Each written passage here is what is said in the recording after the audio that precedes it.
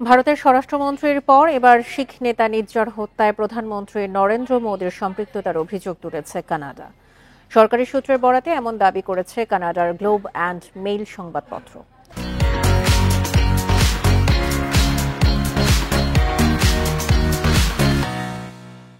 প্রতিবেদন বলছে, নির্ঝরকে হত্যার ছক কষেছিলেন কেন্দ্রীয় স্বরাষ্ট্রমন্ত্রী অমিত শাহ। প্রধানমন্ত্রী, পররাষ্ট্রমন্ত্রী এস জয়শঙ্কর ও জাতীয় নিরাপত্তা উপদেষ্টা অজিত দোভালকে ছকের কথা জানানো হয়েছিল। তবে এই ষড়যন্ত্রে মোদির সরাসরি যুক্ত থাকার প্রমাণ কানাডার গোয়েন্দাদের হাতে নেই বলেও স্বীকার করেছে সংবাদ মাধ্যমটি। এই খবরের তীব্র প্রতিবাদ জানিয়েছে দিল্লি।